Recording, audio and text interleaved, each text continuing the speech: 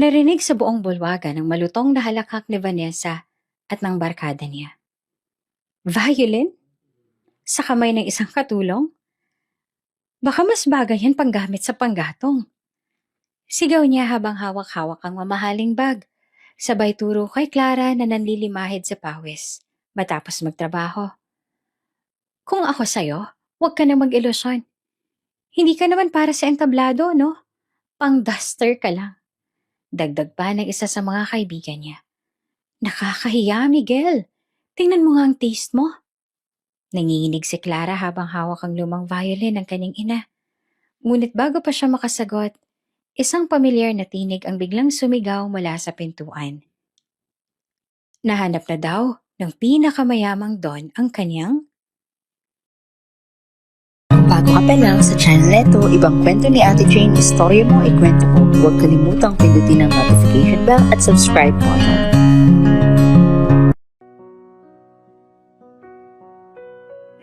Sa gilid ng Quezon City kung saan ang trapiko ay tila agos ng ilog na walang patid at ang mga gusali nagpapaligsahan sa tangkad, may isang lupain na tila hiwalay sa realidad, ang Montemayor Estate. Sa mismong puso nito nakatindig ang mansyong marmol na kilala sa lugar, ang Montemayor Mansion. Mula sa bakal na rarangkahang may ukit ng letrang M hanggang sa mahabang daang tinutubuan ng akasya na nakayukong parang mga kawal na gumagalang, lahat ay may pahayag, kapangyarihan at tradisyon. 2 palapag ang mansyon, ngunit ang lawak nito ay higit pa sa nakikita. Sa umaga, hinahaplos ng araw ang mga haliging Corinthian. Sa gabi, naglalaro ang mga anino sa veranda at sa mga bintanang salamin na tila mata ng bahay. Laging nakamasid, laging mapanuri. Sa bakuran, maingat na pinutol ang mga palumpong. Ang damoy pantay at luntian at ang mga puting rosas ay nakapila sa isang mahabang paterya na animoy inaawitan ng mga ibong nagtatago sa dahon ng nara. Sa loob, kumikintabang marmol sa sahig. Ang chandelier sa bulwagan ay parang bituin na binaba mula sa langit. Kumikinang, mabigat at imposibleng hindi mapansin. Sa kanan, may mahabang pasilyo papunta sa silid kainan. Sa kaliwa naman, hagdang kahoy na naglalakbay pa itaas, kung saan naroon ang pribadong mundo ng pamilyang Montemayor. Sa gitna ng bulwagan, nakapirmi ang isang antigong mesa. Pinagmanahan pa raw mula sa mga Kastila. At sa ibabaw nito ay isang kristal na florera na laging may sariwang puting lilis. Dito, sa mundong ginuguhitan ng karangyaan, tahimik na umiikot ang araw-araw na buhay ng mga taong gumagalaw sa anino ng yaman. Ang mga kasambahay, at isa sa kanila ay si Clara. Si Clara ay dalagang payat, maamong mukha at laging nakapusod ang buhok. Sa suot niyang uniforme na kulay abong may manipis na puting guhit sa kwelyo, mapapansin ang pag-iingat. Malinis ang plancha, hindi kulubot. Maayos ang pagkakatupi ng manggas. Maaga siyang gumigising bago mag-alas 5. Kung ang syudad ay nag-uunat pa lamang ng mga kalye at estasyon, siya na may tapos ng magwalis ng veranda. Nakapagsali na ng tubig sa mga florera at naihanda na ang mainit na kape sa kusina para sa mga nakatatandang tauhan. Tahimik lang siya kung kumilos. Hindi dahil sa takot, kundi dahil sa iyon ang nakasanayan. May ritmong araw na dapat sundan. Kung dumaan ka sa bulwagan sa mga oras na yon, maririnig mo ang bahagyang kalansing ng porselanang tasa habang maingat ni itong inilalapag sa tray. Ang kaluskos ng basahang dinadampi sa mesa at ang mahinang opo kapag tinatawag siya. Hindi siya madaldal, hindi rin pala asal. Parang may hinahabol na himig sa loob niya. Bagamat walang tunog na lumalabas sa bawat utos, may maingat na pagtango. Sa bawat gawain, may mahinang paghinga bago magsimula. Madalas si Clara ang inaatasang mag-ayos ng bulwagan bago dumating ang mga panauhin ng pamilya. Alam niya kung saang anggulo dapat nakaharap ang upuang yari sa nara, kung anong distansya sa pagitan ng 2 vases upang hindi mabigatan ng mata. Kung ilang hakbang mula sa pinto ang dapat ilagay ang carpet para eksaktong sumalubong sa sapatos ng bisita. Napansin na ng ilan nakakaiba ang pakiramdam kapag si Clara ang nag-aayos. Parang mas maluwag ang hangin. Mas banayad ang galaw ng araw sa salamin. Mas tahimik ang pag-ikot ng oras. Pero bihira itong panggitin ng kahit sino. Sa mansyong ito, hindi usapan ang ginawang dulot ng mga kamay na sanay sa pagpapakumbaba. Kapag hapon na at may liwanag pang sumusundot sa kortinang gasa, si Clara naman ang bumababa sa likurang bahagi ng bahay. Doon sa mas maliit na pasilyo na para sa mga tauhan, akin ang amoy ng sabon at plancha. At sa gilid, naroon ang mga hanger ng uniforme na parang mahabang ulap na yari sa tela. Maingat siyang naglalagay ng label sa bawat damit. Pang-araw-araw ni Don, pangbisita ni Senyora, panghapunan, panglakad, mga bagay na hindi niya kailanman isusuot. Ngunit kabisado niya ang bawat tiklop at bawat botones na kulang. Kung minsan, naririnig niya mula sa malayo ang masayang halakhakan ng mga kababaihang bisita ng pamilya o ang malalim na boses ng mga lalaking negosyante na dumadaan sa bulwaga na parang nagmamarcha sa himig ng salapi. Sa mga sandaling iyon, maninikip ang dibdib ni Clara. Hindi sa inggit, kundi sa kakaibang pakiramdam ng pagiging piraso lamang ng tanawin.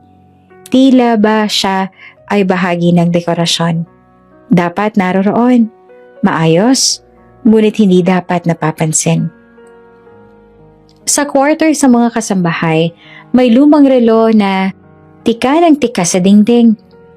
Doon niya binibilang ang oras. Minsan uupo siya sa gilid ng kama pagkatapos ng hapunan. Tititig sa bintanang maliit na may rehas. Kita roon ang dulo ng hardin. Isang bakanteng espasyong tinamaan ng liwanag ng buwan. Sa gabing maliwanag, may aninong naghahabi sa damo at puno. Doon, madalas malunod sa pag-iisip si Clara. Hindi tungkol sa kung anong wala sa kanya, kundi kung ano ang dapat tapusin kinabukasan. May listahan siya sa isip.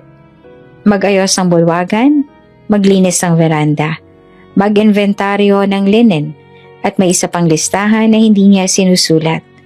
Mga pangarap na hindi kailangan ipaalam. At kung may nakapansin man sa kakaibang tahimik na kompas ng kanyang araw, iyon ay dahil may kalmadong tikas ang kilas ni Clara na para bang kabisado niya ang bawat sulok ng bahay, hindi dahil sa tagal, kundi dahil sa pag-unawa. Alam niya kung anong ingay ang hindi dapat gumawa ng echo sa marmol, kung aling pinto ang sumisitsit kapag mahangin, kung aling bumbilya ang dapat palitan bago pa mamatay. Sa katahimikan, doon siya mahusay. Sa mga unang sandali ng isang linggo, bago sumikat ng lubos ang araw, minsan ay naglalakad si Clara papunta sa bakod sa likod, kung saan nakatanaw ang malalayong bubong ng mga simpleng tahanan. Doon niya naririnig ang ibang uri ng buhay. Yung may nagtitinda ng pandesal, may batang naglalaro ng tansan, may nanay na nagtatawag ng almusal. Sa pagitan ng mansyon at ng maralitang tanawin, tila may malawak na dagat na hindi dinaraanan ng tulay. Ngunit sa isip ni Clara, kaya iyong languyin, basta't may tiyaga. Hindi niya kailangan ng salbabida ng atensyon. Kailangan lang niyang kumilos. Araw-araw, hanggat may pag-asang bukas ay muling liwanag ang sasalubong. Maraming mukha ang mansyon. May mukha itong magarbo sa tuwing may handaan. May mukha itong mailap sa oras ng matitinding pulong. At may mukha itong maamo kapag walang bisita. Kapag ang mga salitang umiikot ay opo, sige po at salamat, sa lahat ng anyong iyon si Clara ay nananatiling pareho. Isang aninong gumagalaw sa likod ng kortina ng karangian. Isang boses na mahina, ngunit tiyak kapag tinatawag. Isang presensyang hindi kailangang makita para maramdaman. Kung may lihim man siyang dala, walang makakahuli rito sa unang tingin. Hindi ito nakasulat sa mukha, hindi nakasabit sa leeg, hindi nakabaon sa bulsa ng uniforme. Isa lamang itong tahimik na tibok, isang bagay na nasa kanya, sa kanya lamang, at hindi kailangan pag-usapan pa. sapagkat may mga bagay sa buhay na kailangang hinog muna bago ihain. At may mga pagkakataon na ang katahimikan ang pinakatamang sagot. At sa gabing iyon, habang ang chandelier ay kumikindat sa liwanag ng munting bombilya at ang hangin sa bulwagan ay nagpapahingang tila isang dambuhalang pusa, naglakad si Clara sa gitna ng sahig na marmol upang patayin ang huling ilaw. Isa-isa niyang pinatay ang mga switch mula sa dulong pasilyo hanggang sa tabi ng hagdanan. Nang ang huli mamatay, naiwan siyang nakatayo sa gitna ng kadiliman na hindi natatakot sapagkat kabisado niya ito. Uminga siya ng malalim, tumango sa sarili at marahang bumalik sa pasilyo ng mga tauhan. Bukas, sisikat uli ang araw sa Montemayor Mansion. Magbubukas ang tarangkahan. May iilalim na sasakyan. May darating na tawag. May panibagong listahan ng mga utos at gawain. At si Clara ay babangon. Gagalaw, tatahimik. Magbibilang ng oras sa lumang relo at muling magiging bahagi ng musikang walang nota ng bahay na iyon. Hindi pa kailangan ng anumang paliwanag. Hindi pa panahon para sa anumang paghahayag. Sa ngayon, sapat na ang isang katotohanan. Narito siya, handa, tahimik, at may dalang lihim na tanging panahon lamang ang maaaring magbunyag. Tahimik ang buong mansyon ng Montemayor sa mga oras na yon. Ang mga ilaw sa bulwagan ay patay na at ang tanging maririnig ay ang mahinang huni ng mga kuliglig mula sa hardin. Sa maliit na silid ng mga kasambahay, dahan-dahang bumangon si Clara mula sa kanyang kama. Hindi pa sumisikat ang araw, ngunit sanay na ang kanyang katawan sa oras na iyon. May mas mahalaga siyang ginagawa kaysa sa pagtulog. Lumuhod siya sa tabi ng kanyang kahon at maingat na binuksan ito. Mula sa loob, inilabas niya ang isang bagay na luma na ngunit maingat niyang iningatan. Isang violin na iniwan sa kanya ng kanyang ina bago ito pumanaw. Hinaplos niya ang kahoy, pinunasan ng tela ang mga kwertas at sandaling nakatitig lamang dito. Para kay Clara, hindi ito bastang instrumento, isa itong pamana. Alaala ng isang ina na minsang nangarap para sa kanya. Tahimik siyang lumabas mula sa likurang pinto ng mansyon. Ang damo ay basa pa ng hamog at malamig ang hangin na humahaplos sa kanyang balat. Pumwesto siya sa lumang bangko sa hardin. Malapit ang mga puno ng akasya na tila nakatayo bilang mga bantay. Doon niya dinala ang violin at dahan-dahang isinandal ito sa kanyang balikat. Huminga siya ng malalim bago igalaw ang bow. Sa unang dampi ng kwerdas, kumalat ang banayad na himig na tila umaagos kasabay ng ihip ng hangin. Hindi malakas, hindi rin mabilis, subalit malinaw at puno ng damdamin. Nagpatuloy siya sa pagtugtog. Bawat nota ay parang pag-uusap niya sa kanyang ina. Sa madaling araw, walang nakakarinig kundi ang mga puno, mga ibon at ang katahimikan ng umaga. Sa mga sandaling iyon, si Clara ay hindi katulong sa mansyon. Siya ay musikera, anak na humahawak sa pamana ng kanyang ina. Nakatulala siya sa unti-unting pagbabagong kulay ng kalangitan, habang ang musika ay umaalalay sa paglipas ng oras. Ang bawat himig ay tila panalangin, isang awit na nagmumula hindi sa nota, kundi sa puso. Nang matapos siya, dahan-dahan niyang ibinaba ang violin. Tinitigan niya ito ng matagal bago muling binalot sa tela. Maingat niya itong ibinalik sa kanyang kahon upang muling itago bago tuluyang magising ang lahat. At bago siya bumalik sa loob ng mansyon, ngumiti siya ng mahina. Isang ngiting nakalaan para sa kanyang ina, sapagkat sa bawat madaling araw na pagtugtog, nananatili ang alaala at ang pagmamahal na hindi kailanman mamamatay. Madaling araw na naman, habang ang karamihan sa lungsod ay mahimbing pang natutulog, gising na si Clara. Hawak-hawak ang lumang violin na iniwan ng kanyang ina. Umupo siya sa bangkong bato sa hardin ng Montemayor Mansion. Ang hamog ay kumakapit pa sa damo at ang lamig ng simoy ng hangin ay tila humahaplos sa kanyang balat.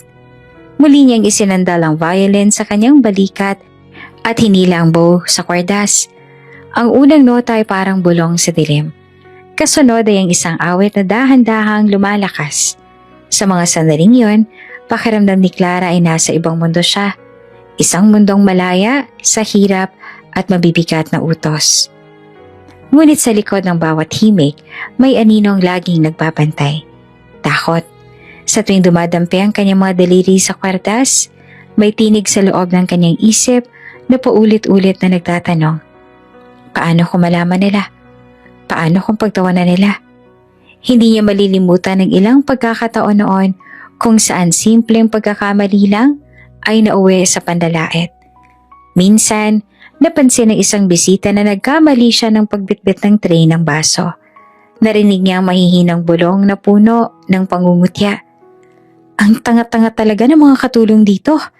Sa sandaling yon, parang nilamon siya ng lupa sa kahihiyan.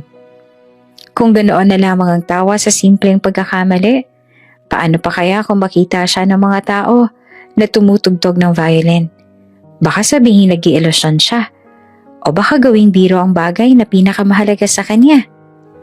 Pinikit niya ang kanyang mga mata at ipinagpatuloy ang pagtutugtog. Ang musika ang tanging paraan upang mailabas ang lahat ng bigat na nakatago sa kanyang dibdib.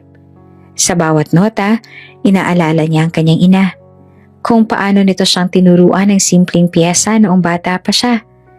Naaalala niya ang huling mga salita ng kanyang ina. Clara, kapag mahirap na ang lahat, kumapit ka sa musika. Huwag mong ikakahiya kung sino ka. Sa tugtog mo, makikilala mo ang sarili mo. Kaya kahit natatakot, hindi siya bumibitaw sa violin. Sa bawat indayog ng bow, na ilalabas niya ang sakit ng pagiging ulila, ang pangungulila sa kapatid na naiwan sa probinsya, at ang bigat ng pagiging kasambahay na madalas maliitin. Habang tumutugtog siya, dumadaloy din ang kanyang mga pangarap. Isang larawan ang bumabalik sa kanyang isipan. Siya, nakatayo sa isang entablado, hawak ang violin, at ang tumutugtog sa harap ng maraming tao. Walang tumatawa, walang nangmamaliit. Tanging musika lamang na pinapakinggan ng lahat.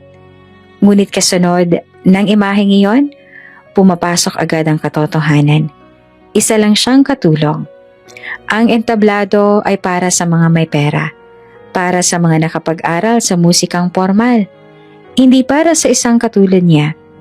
Kaya't mananatili na lamang siguro ang kanyang mga pangarap sa isip. Hanggang doon na lang.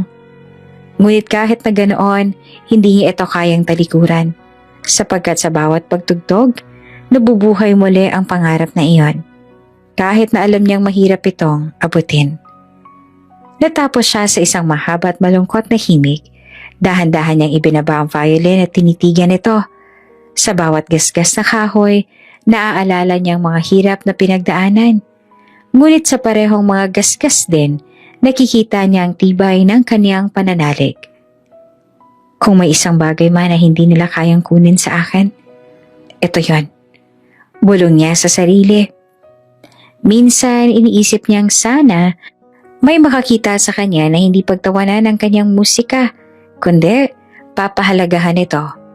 Ngunit hanggang ngayon, wala pa.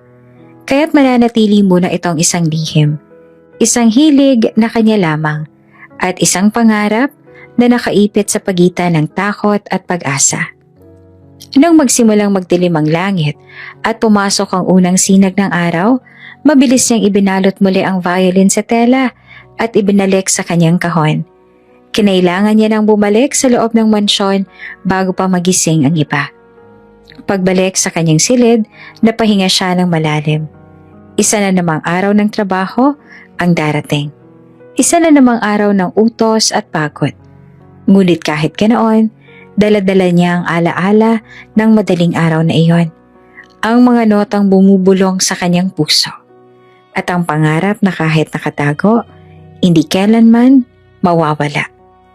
At sa gitna ng kanyang takot, isang maliit na tinig ang sumisilip. Darating din ang araw. Darating din ang tamang oras. Isang madaling araw gaya ng nakasanayan, dahan-dahan na lumabas si Clara sa likurang pinto ng mansyon. Maingat niyang isinandal sa balikat ang kanyang lumang violin at nagsimulang tumugtog. Malamig pa ang simoy ng hangin at tanging mga kuliglig at huni ng ibon ang nakikisabay sa bawat nota. Sa kanyang isip, ligtas siyang nakatago sa katahimikan. Ngunit ang hindi niya alam, may isang pares ng matang nakamasid sa kanya mula sa pasilyo ng kusina. Si Jenny, isa ring kasambahay sa mansyon, na mapadaan ang mapansin ang liwanag mula sa hardin. Dahan-dahan siyang lumapit at sa kanyang paglapit, natigilan siya nang makita si Clara na abala sa pagtugtog ng violin. "Clara?" Mahinang tawag ni Jenny. Halos hindi siya makapaniwala sa kanyang nakita. Napatigil si Clara at muntik nang mabitawan ng bow. Agad niyang binalot ang violin sa kanyang mga kamay, para bang nahuli siyang gumagawa ng kasalanan. Jenny, hindi ito yung iniisip mo." Nauutal niyang sagot, halatang kabado. Ngunit ngumiti lamang si Jenny. Lumapit at umupo sa tabi niya sa bangkong bato. "Bakit naman parang nahuli kitang nagnanakaw? Hindi naman masamang ginagawa mo ah." "Clara, sa totoo lang, hindi ko akalain ang galing mo pala." Napayuko si Clara, ramdam ang init sa kanyang pisngi. "Huwag mong ipagsasabi. Ayoko malaman ng iba. Baka pagtawanan lang nila ako." Umiling si Jenny at marahang hinawakan ng balikat ni Clara. "Alam mo, Clara, hindi dapat ikubli ang talento. Kung anong meron ka, dapat mong ipagmalaki yan.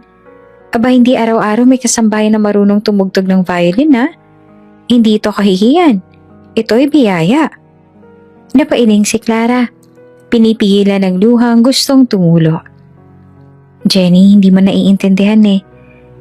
Hindi bagay sa tulad natin ang tumayo sa entablado. Di naman tayo para doon." Ngumiti si Jenny. Puno ng tapang ang kanyang mga mata. "At sino naman ang nagsabi niyan? Ang talento, hindi pinipili kung mayaman ka o mahirap. Baka nga balang araw, ang tugtog mo pang mag-ahon sa atin mula sa kahirapan eh. Kaya huwag mo hayaang mamatay ang galing mo sa takot." Natahimik si Clara. Ang mga salitang yon ay tila apoy na nagbigay ng init sa malamig niyang dibdib. Ngunit sa kabila nito, hindi pa rin niya maiwasang mangamba. "Jenny, paano kung totoo ang iniisip ko? Paano kung pagtawanan nga ako? Paano kung wala namang halagang musika ko?" Matalim ang sagot ni Jenny, ngunit puno ng pagmamahal. "Clara, hindi mo malalaman hanggat hindi mo sinusubukan. Pero isang bagay lang sigurado, mas talo ka kung itatago mo na lang habang buhay ang talento mo. Mas masakit yon. Ang hindi man lang pagkakataon na ipakita kung sino ka talaga." Natahimik si Clara at napatingin sa violin. Nakita niya sa kahoy na puno ng gasgas ang refleksyon ng kanyang mukha. Pagod, mahiyain, ngunit may apoy na hindi pa rin napapawi. Nagpatuloy silang mag-usap hanggang unti-unting lumakas ang liwanag ng araw. At bago sila bumalik sa mansyon, muling nagsalita si Jenny. "Clara, tandaan mo, nandito lang ako. Kung sakaling dumating ang araw na gusto mong ipakita sa mundo ang talento mo, hindi ka nag-iisa. Ako ang unang tatayo sa tabi mo." Napangiti si Clara sa kabila ng kanyang pangamba. Sa unang pagkakataon, nakaramdam siya ng pag-asa na hindi pala siya nag-iisa, na may isang taong naniniwala sa kanya, kahit siya mismo ay nagdududa pa. Pagbalik nila sa loob ng mansyon, dala-dala na ni Clara ang violin na nakabalot sa tela. Habang naglalakad, mahigpit niyang hawak ito. Hindi na lamang bilang alaala ng kanyang ina, kundi bilang simbolo ng pangarap na maaari pa palang magkaroon ng pagkakataon. At sa kanyang puso, nag-ugat ang mga salitang iniwan ni Jenny. Ang talento, hindi yan pinipili kung sino ka. Baka isang araw, itong mag-aahon sa atin mula sa hirap. Pagpasok ng bagong linggo sa Montemayor Mansion, naging abala ang lahat ng kasambahay. Sa paghahanda para sa pagdating ng ilang panauhin, ang bulwagan ay pinakintab. Ang mga kortina ay nilabhan at ang bawat porselana sa cabinet ay pinunasan. Habang si Clara ay maingat na nag-aayos ng mesa, napansin niya namang may mga matang mahigpit na nakatingin sa bawat galaw niya. Mga matang hindi kailanman nagkulang sa pagpuna. Si Aling Perla, ang pinakamatagal ng head maid sa mansyon, ay kilala hindi lamang sa kanyang kasipagan, kundi sa kanyang pagiging istrikta at malupet na pananalita.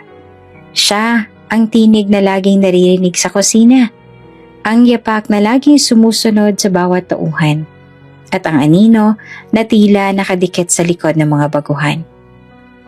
"Clara!" Malakas na sigaw ni Aling Perla mula sa pintuan ng kusina. "Ano na naman yung hawak-hawak mo kagabi? Huwag mo sabihin yung luma mong violin na naman ang inaatupag mo." Nanlaki ang mga mata ni Clara. Hindi siya makapagsalita agad. Hindi niya inaasahang may nakakita pala sa kanya kahit akala niya'y lihim ang lahat. Agad siyang nagyuko ng ulo. "Pasensya na po, Aling Perla." Mahina niyang tugon. Lumapit ang matandang babae at inirapan siya. "Aba Clara, wala kang kahihiyan. Kasambahay ka rito ha, hindi mo sekera. Anong mapapala mo sa kakadakdak ng kwerdas na yan? Aba imbes na magpuyat sa pagtugtog, dapat naglalaba ka na lang ng maayos." Hindi doon nagtapos ang litanya ni Aling Perla. "Nagpapasikat ka lang, Clara. Baka iniisip mong balang araw may makakakita sa'yo at gagawin kang artista? Aba, gumising ka sa katotohanan. Ang katulong, katulong lang. Dapat alam mo ang lugar mo." Tumusok sa puso ni Clara ang bawat salita. Gusto niyang ipagtanggol ang sarili. Ngunit nananatiling tikom ang kanyang bibig.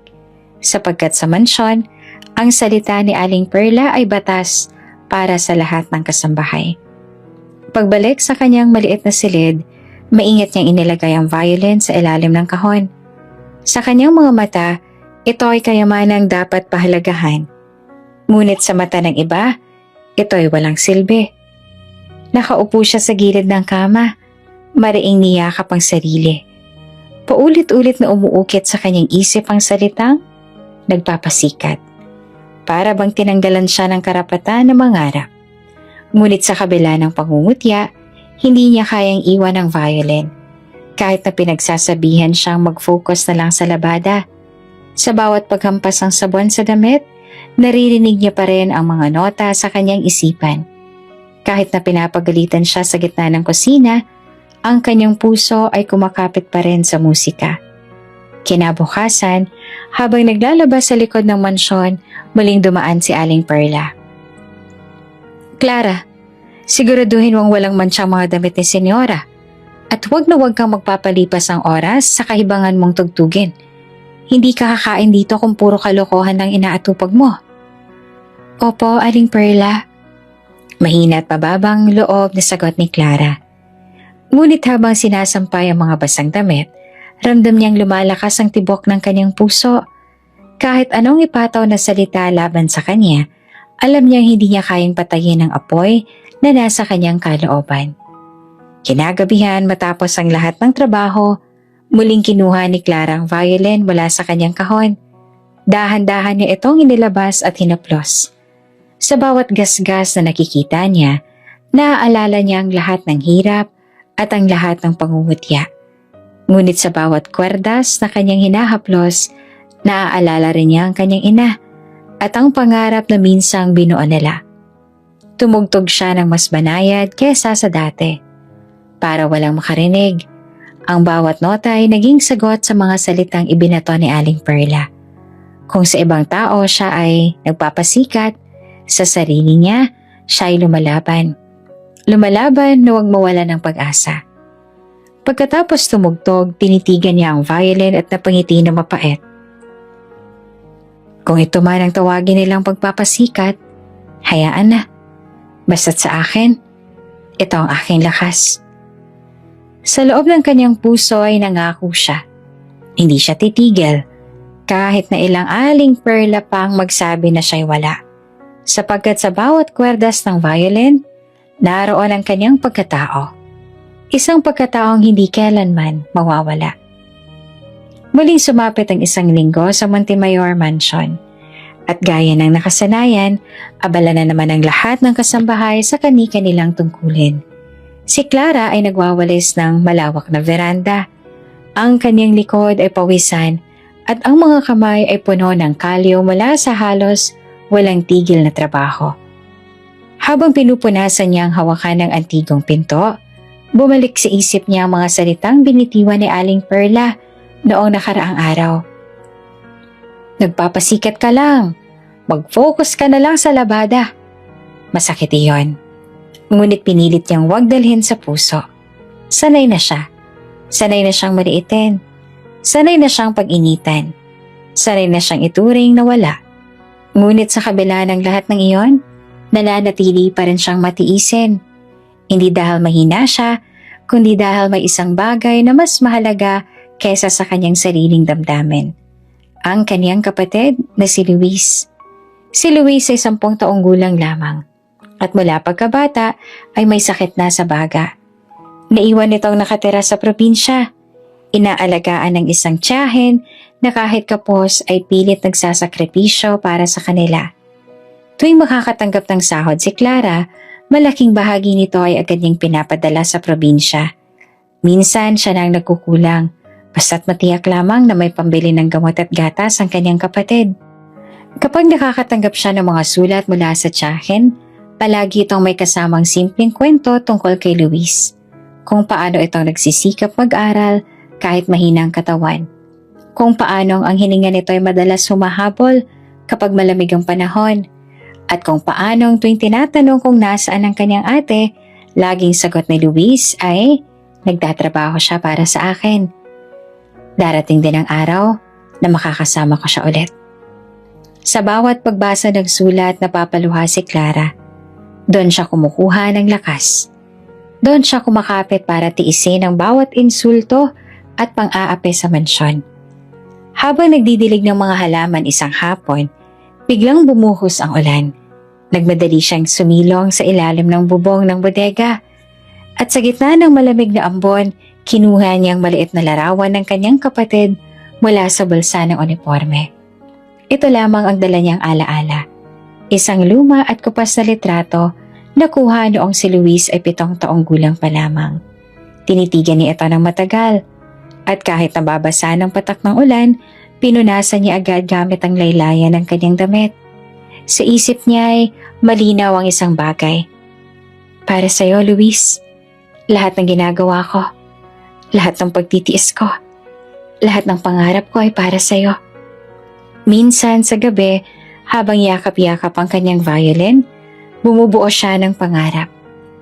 Balang araw, makakapagtayo siya ng maliit na tindahan o karinderya at doon sila titira ng kanyang kapatid. Hindi niya hahayaan na magkasakit pa si Luis dahil sa kakulangan. At kung papala rin, baka isang araw, matuto rin itong tumugtog ng violin at sabay silang maghahatid ng musika sa mundo. Ngunit para mangyari iyon, kailangan muna niyang magtiis. Kailangan niyang tanggapin ang mga pasakit ngayon upang mabigyan ng ginhawa ang kapatid bukas. Kahit ilang beses pa siyang sermona ni Aling Perla, kahit pagtawanan pa siya ng iba, nananatiling matibay si Clara. Sa tuwing iniisip niyang bibitaw na siya, bumabalik sa kanyang alaala ang mga mata ng kanyang kapatid. Mahina, ngunit puno ng tiwala sa kanya. At dahil doon, pinipili niyang ngumiti kahit pagod na pagod. Pinipili niyang manahimik kahit gusto niya nang sumagot. Pinipili niyang manatili kahit kaya naman niyang umalis. Dahil sa puso niya, may malinaw siyang layunin. Si Luis ang kanyang laban. Si Luis ang kanyang dahilan. Habang natutulog ang buong mansyon isang gabi, dahan-dahan niyang kinuha ang violin. Sa bawat nota na kanyang tinutugtog, iniisip niya ang kanyang kapatid. Para sa kanya, ang bawat awitin ay alay. Isang dasal na sana'y gumaling ito.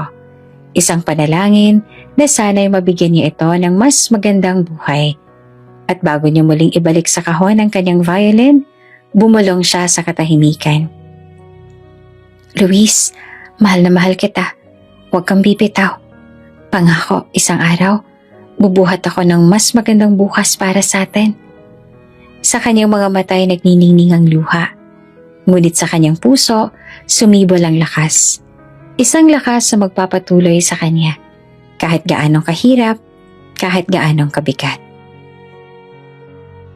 Tahimik ang gabi sa Montemayor Mansion. Karamihan sa mga kasambahay natutulog na matapos ang mahabang araw ng paglilinis, pagluluto at paglilingkod sa pamilya.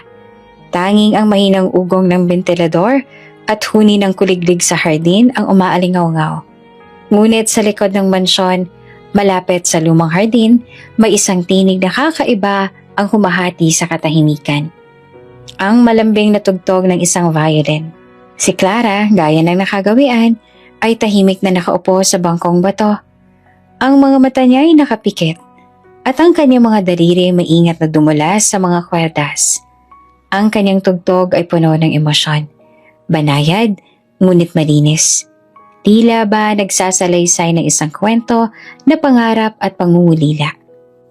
Hindi niya alam na mula sa ikalawang palapag ng mansyon, nakatayo sa veranda si Don Armando Montemayor, ang may-ari ng lahat ng kanyang nilalakaran.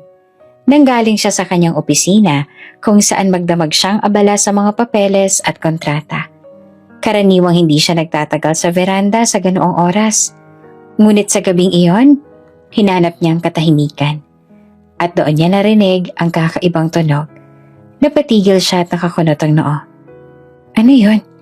Bulong niya sa sarili.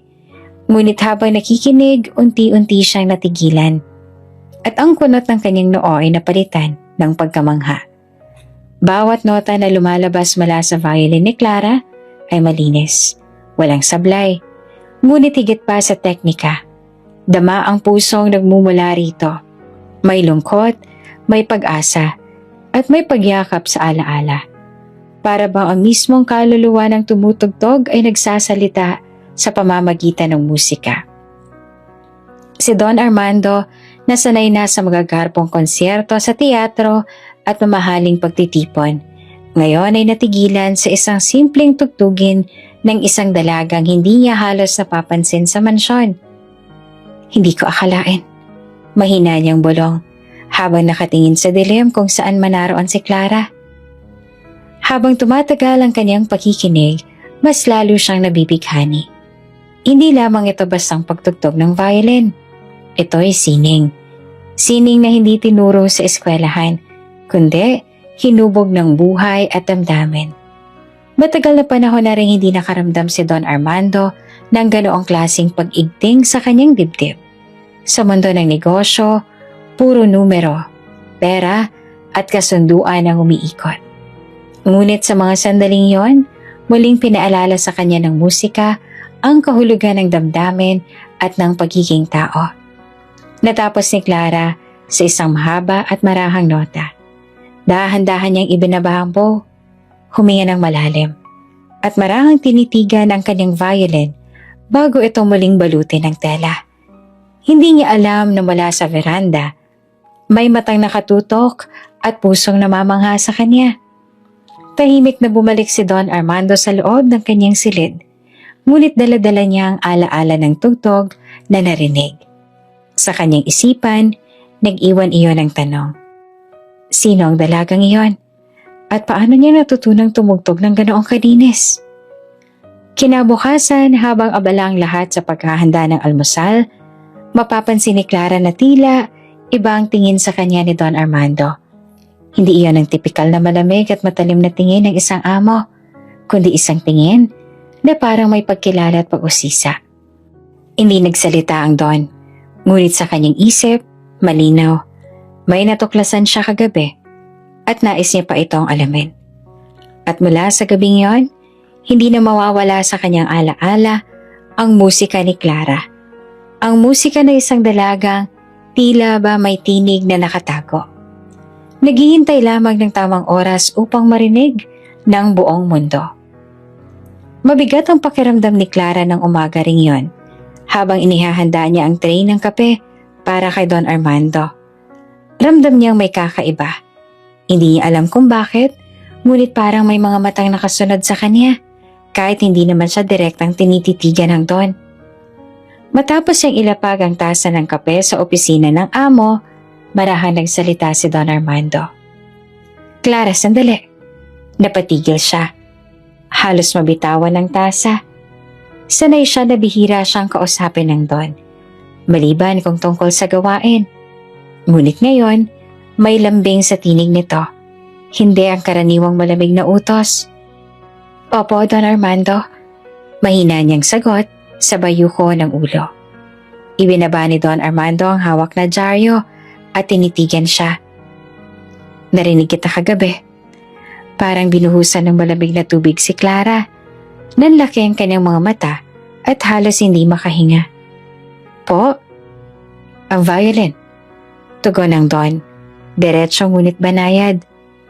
Ikaw ang tumutugtog sa hardin, hindi ba? Hindi naman makasagot agad si Clara. Kinakabahan siya. Iniisip kong ginalit ba niya ang amo o baka pagalitan siya tulad ng ginawa ni Aling Perla. Ngunit laking gulat niya nang umiti si Don Armando. Isang ngiting bihira niyang makita. Huwag kang matakot. Hindi ako nagagalit. Sa totoo lang ay nabighani ako. Malinis at puno ng damdamin ng iyong tugtog. Hindi ko akalain na sa mansyon na ito ay mayroong ganitong talento. Napaiyak si Clara. Hindi niya inaasahan ang mga salitang iyon. Don Armando, pasensya na po. Hindi ko po intensyon na istorbohin ang gabi ninyo, sadyang doon ko lang po na ilalabas ang sarili ko. Umiling ang Don. Clara, huwag mong ikulong ang talento mo. Huwag mong isipin na dahil ikaw ay isang kasambahay na hindi ka na pwedeng tumugtog. Ang musika ay hindi lamang para sa mga mayayaman. Ang musika ay para sa lahat. At sa'yo na, mas lalo. Dahil ramdam ko sa bawat tugtog mo, hindi ito basta kasanayan lamang. Ito ay puso. Napatakip ng bibig si Clara. Pinigil ang luha. Noon lang may nagsabi sa kanya ng ganoon, na ang kanyang musika ay may halaga. Lumapit si Don Armando at sa unang pagkakataon, naramdaman niya ang isang ama na hindi lamang amo. Clara, alagaan mo ang talento mo. Huwag mong hayaang mamatay dahil sa takot o sa salita ng iba. Hindi ko pa alam kung paano pero naniniwala ako. Darating ang araw na ang tugtog mo ay maririnig ng mas marami. Mahinang tumango si Clara. Nanginginig ang boses ng sumagot. Maraming salamat po, Don Armando. Hindi niyo po alam kung gaanong kahalaga ang mga salitang yan para sa akin. At sa unang pagkakataon, umalis si Clara sa opisina ng Don na may ngiti sa kanyang labi. Sa kanyang puso may bagong lakas, bagong pag-asa. Habang naglalakad siya pabalik sa kusina, ramdam niyang magaan ang kanyang dibdib. Parang nabunutan siya ng tinik na matagal na nakabaon. At sa kanyang isipan, paulit-ulit ang mga salitang binitiwan ng Don. Huwag mong ikulong ang talento mo. Ang musika ay para sa lahat. Sa gabing iyon, nang muli siyang tumugtog ng violin, hindi na puro lungkot ang laman ng kanyang musika. Sa bawat nota, may kasama ng pag-asa. May kasamang pangarap. Sapagkat sa wakas, may isang taong naniniwala sa kanya. At iyon ang nagsindi ng liwanag sa kanyang madilim na mundo. Matapos ang ilang taong pag-aaral at pagtatrabaho sa Amerika, muli namang bumalik si Miguel Montemayor sa Pilipinas. Mula sa paliparan hanggang sa huling kanto bago marating ang Montemayor Mansion, naramdaman niya ang unti-unting pag-igting ng damdamin. Ang kakaibang timpla ng pananabik at kaba na dulot ng pagbabalik sa tahanang matagal niyang iniwan. Sa loob ng mansyon, maagang gumising ang lahat upang ihanda ang pagdating ng binata. Pinakintab ang mga sahig na marmol hanggang sa halos magsilbing salamin. Ang mga kortina ay tiniklop at ibinaba upang papasukin ang liwanag. Ang mga bulaklak sa florera ay pinalitan ng bagong puting dilis. Sa gilid naman ng bulwagan, tahimik na nag-aayos si Clara ng mga baso at pinggan na gagamitin sa simpleng salo-salo. Nakalugay ang ilang hibla ng kanyang buhok at bawat galaw ng kamay ay may kabatirang sanay na sanay sa pag-iingat. Huminto ang itim na kotse sa harap ng malapad na hagdan. Bumukas ang pinto at bumungad ang matangkad na binata. Nakasuot ng maaliwalas na polo at may dalang maliit na bag. Bumaba si Miguel, huminga ng malalim, at ngumiti na parang sinasalubong ang alaala ng pagkabata at lahat ng amoy ng sariling bayan na matagal niyang hinahanap-hanap. Miguel, tawag ni Don Armando. Lumalakad pababa ng hagdan upang salubungin ang anak. Nagyakap silang mag-ama. Mahigpit, puno ng kalinga at pananabik na hindi kayang sabihing buo ng mga salita. Mabutit nakabalik ka. Salamat pa. Tugon naman ni Miguel at pansamantalang tumigil ang oras sa kanilang yakap. Nang kumalas, pinasadahan niya ng tingin ang paligid. Ang chandelier na pamilyar, ang antigong mesa, ang mga larawang nakasabit sa dingding, pareho at sabay ring parang bago. Sa gilid, tiniyak ni Clara na nakahana yung mga baso. Eksaktong pantay-pantay ang layo. Hindi siya lumalapit sa gitna. Sanay siyang manatili sa gilid ng tanawin. Ngunit nang tumagpo ang landas ng kanyang paningin at ni Miguel, tila may mahinang kuryenteng dumaan sa hangin. Sandaling natigilan si Miguel. Nagbagong tikas ang kanyang ngiti. Tila pinakikinggan ng isang hindi marinig na tunog sa loob ng alaala. Pamilyar, bulong ng isipan niya. Saan ko siya? Hindi niya mabigyang ngalan. Walang eksaktong larawan ng umaahon sa isip niya. Walang lugar, walang petsa. Ngunit naroon ang pakiramdam. Ang uri ng pamilyaridad na dumarating sa parang samyo ng ulan, sa simoy ng hangin bago pa umulan. O tulad ng kaling matagal mo nang nalakaran at biglang naalala kung saan palabas. Nagbaba ng tingin si Clara, marahang tumango bilang pagbate at bumalik sa ginagawa. Hindi siya makatitig ng diretsyo. May kung anong bigat sa dibdib kapag napapansin, ngunit hindi rin niya maitatanggi.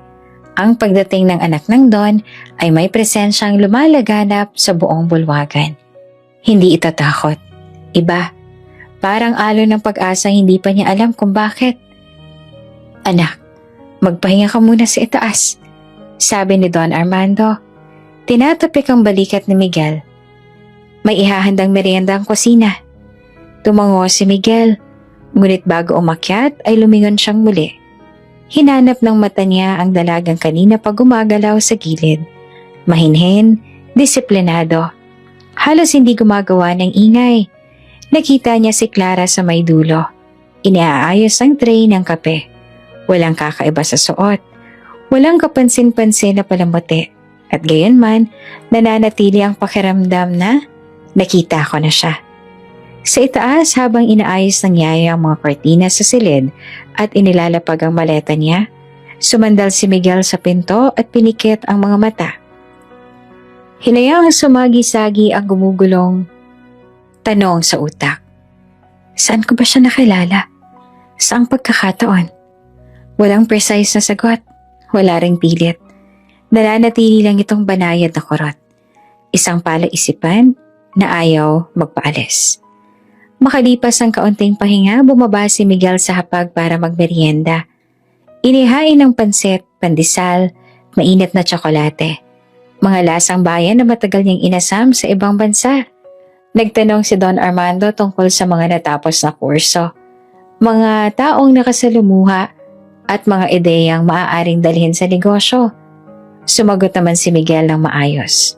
Ngunit paminsan-minsan ay napapatingin siya sa bulwagan kung saan may dumaraan na figura ng dalagang tahimik, dala ang florera. May inaayos na tela, may inilapag na tasa. Hindi mapakali ang kanyang gunita. Hindi ito romansa sa unang tingin. Wala pang ganoon. Hindi rin naman ito simpleng paghanga. Mas malalim at mas marahan. Pamilyar. Nang matapos ang merienda, nagpasalamat siya sa mga nagliligpit. Salamat, simple niyang sabi. At ang boses niya magaan, magalang. Dito lamang tumango si Clara ng mas lantad. Isang paggalang na may kasama ring pasasalamat. At sa iglap na yon, lumapit ang pakiramdam kay Miguel. Parang bahagyang liwanag na sumisinag sa sulok ng silid na akala mo'y puro anino.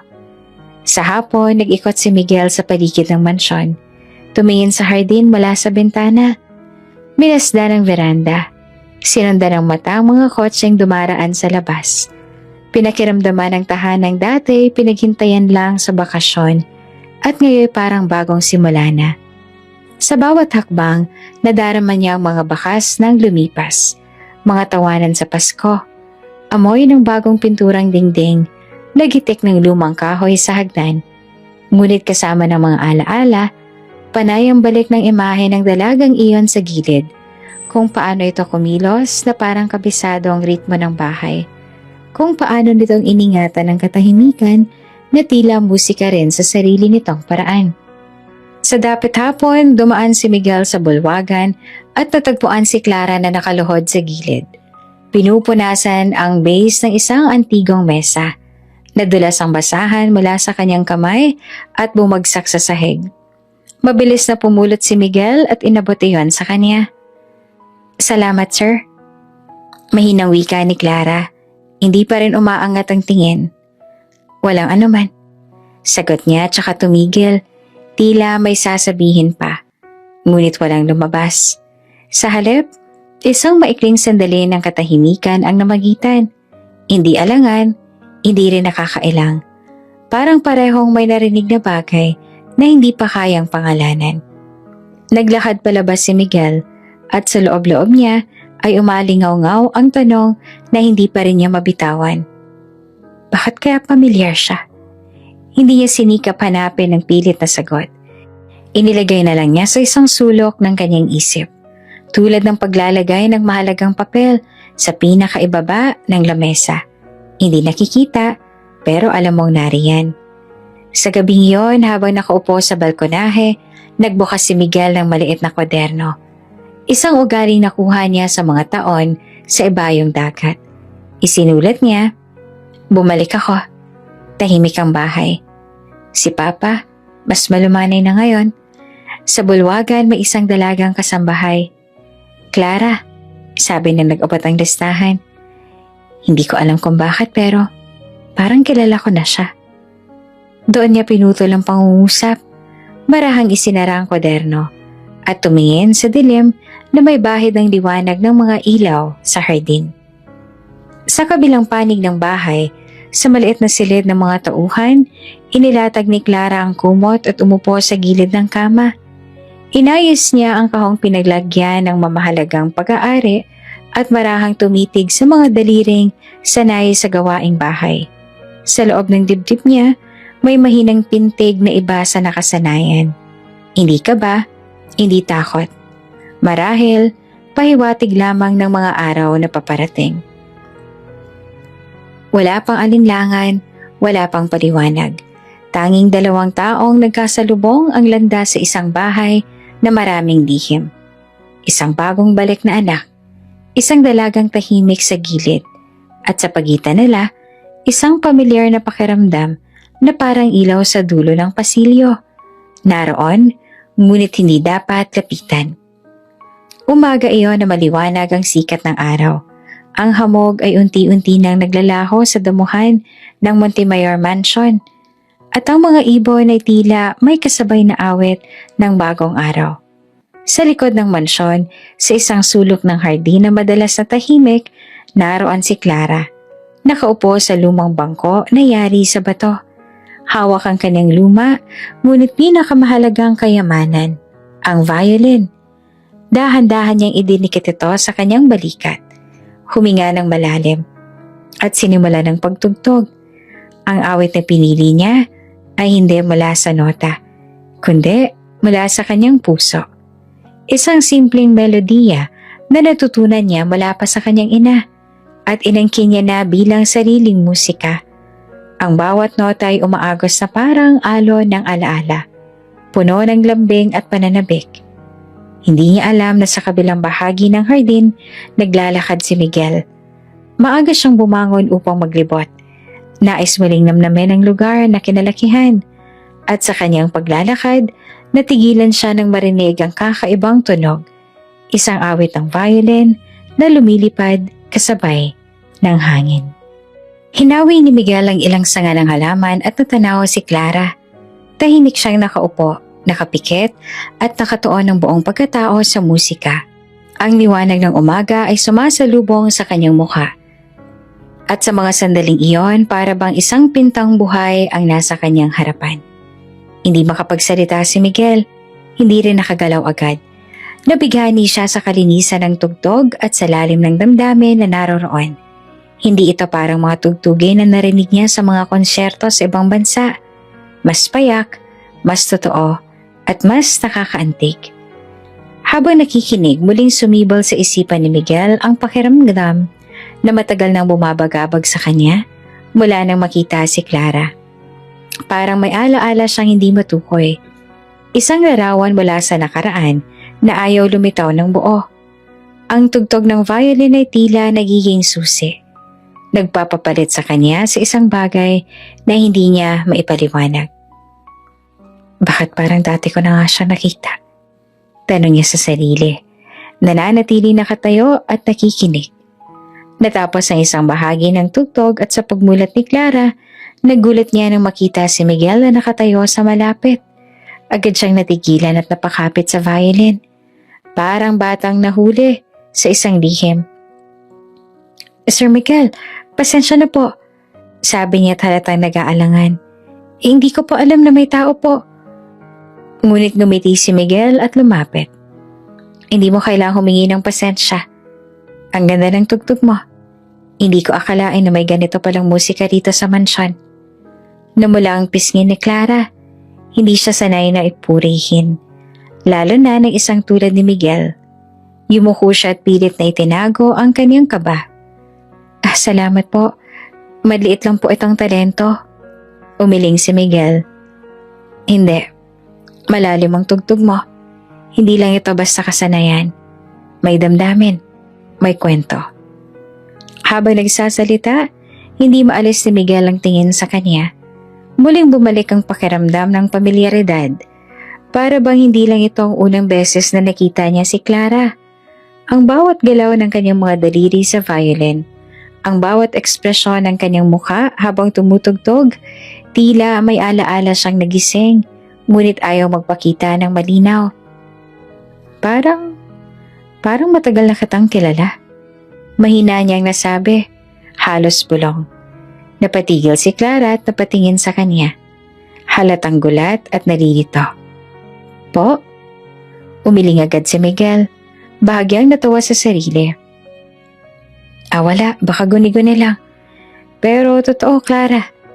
May kakaiba sa tugtog mo. Hindi ko makalimutan ito. Nakaramdaman ni Clara ang matinding kaba. Hindi niya alam kung bakit, pero ang bawat salita ni Miguel ay parang bigat na bumabagsak sa kanyang dibdib.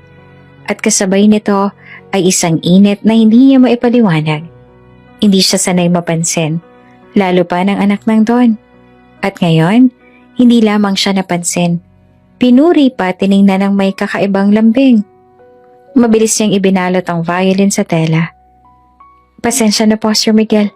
Kailangan ko na pong bumalik sa loob. Tumango si Miguel, bagamat manatili ang kanyang tingin. Sige, pero Clara, huwag mong itatago ang talento mo, ha? Isang araw maraming makakakita niyan. Maniwala ka. Tumango siya at halos hindi na makatingin. Salamat po. Habang naglalakad palayo si Clara, dala ang kanyang violin, nanatili sa isip ni Miguel ang huling larawan ng dalaga. At kasabay ng bawat hakbang niya pabalik sa loob ng mansyon, sumisigaw ang tanong sa kanyang isipan. Saan ko nga siya nakita noon? Hindi pa niya alam ang sagot, ngunit ramdam niya, hindi ito ang huling pagkakataon na maririnig niya ang tugtog na iyon. Masigla ang buong mansyon nang sumapit ang isang linggo. Mula na makabalik si Miguel, halos araw-araw na may dumadalaw na bisita. Nagdaraos ng maliit na handaan si Don Armando para ipagmalaki ang pagbabalik ng kanyang anak. Ngunit sa likod ng mga ngiti at palakpak, may paparating na unos na hindi inaasahan ni Clara. Isang hapon, dumating ang isang mamahaling kotse sa harapan ng mansyon. Bumaba mula rito ang isang dalagang halatang sanay sa marangyang buhay. Si Vanessa, ang fiancé ni Miguel. Nakasuot siya ng designer na dress. Ang buhok ay maingat na inayos at ang bawat hakbang sa mataas na takong ay puno ng kumpiyansa at kayabangan. Vanessa! Masayang sinalubong ni Miguel agad na hinalikan ng kanyang pisngi. Welcome, buti nakadalaw ka na. Ngumiti naman si Vanessa, ngunit agad ding sinipat ang paligid. Ang mga kasambahay na abala at lalo na si Clara na noon ay nag-aayos ng mga baso sa gilid. Sa unang tingin pa lamang nagdilim na ang kanyang mga mata. Babe, balong ni Vanessa kay Miguel. I-host pa natin ang mga ganitong pagtitipon tapos may mga katulong na nagkandara pa sa gilid nakaka-distract. Nag-init ang pisngi ni Miguel, ngunit hindi ito sumagot. Pinilit na lamang niyang umiti, ngunit hindi iyon nakalampas kay Clara na nakarinig ng bawat salita. Marahan niyang ibinaba ang baso at nagpatuloy sa kanyang gawain. Pilit nilulunok ang kirot. Kinabukasan, dinala ni Vanessa ang ilan sa kanyang mga kaibigan sa mansyon. Magaganda, nakaayos, at halatang galing din sa mayayamang pamilya. Habang nakaupo sila sa veranda, nagkagtawanan, nagkwentuhan tungkol sa latest fashion at mga trip abroad. Dumaan si Clara hawak ang tray ng juice. Ay, sabi ng isa sabay turo. Siya ba yung maid na nakita kong may dalang violin ng isang gabi? Halakha ka ng sumunod. Violin? Sa maid? Diyos ko, baka feeling social lang. Dagdag pa ng isa. Hindi na nakapagtimpi si Vanessa. Oo nga, yan yung sinasabi ko sa inyo eh. Imagine, katulong tapos nagpipilit magmukhang may talento? Nakakatawa, diba? Namula si Clara at halos matapon ng dalang juice sa tray. Ngunit pinilit niyang manatiling kalmado. Yumuko siya at mabilis na naglakad palayo. Ngunit narinig pa rin niya ang halakhakan at panlalait sa kanyang likuran. Katulong na feeling may talent. Tawa pa ng isa. Kung ako sa kanya, mag-focus na lang sa paglalaba. Dagdag pa ng isa. At kung violin man ang hawak niya, baka mas bagay gawin panggatong kesa tugtugin. Malakas na sabi ni Vanessa, dahilan ng muling pagtawa ng lahat. Nang marinig ni Miguel ang ingay mula sa veranda, agad siyang lumapit. Ano to? Ano namang pinag-usapan ninyo? Tanong niya. Bahagyang malamig ang boses. Agad nang umiti si Vanessa. Pilit tinatakpan ng pang-aape. Wala babe. Pinapatawa ko lang mga kaibigan ko. Don't worry. Ngunit napansin ni Miguel ang mabilis sa paglayo ni Clara. Dala ang tray at bahagyang nanginginig ang mga kamay. Parang may tinik na tumusok sa dibdib niya. Hindi man niya alam ang buong nangyari. Alam niyang hindi iyon. Basta biro. Sa kusina, itinabi ni Clara ang tray at dahan-dahang umupo sa isang sulok. Hindi niya na napigilan ang pagtulo ng kanyang luha. Hindi dahil sa violin lamang kanilang pinagtatawanan, kundi dahil muli na namang pinaalala sa kanya ng mundo kung nasaan ang kanyang kinalalagyan. Isang katulong, walang karapatang mangarap. Ngunit habang pinupunasan ng kanyang mga mata, naalala niya ang mga salitang binitiwan ni Don Armando. Huwag mong ikulong ang talento mo. Ang musika ay para sa lahat.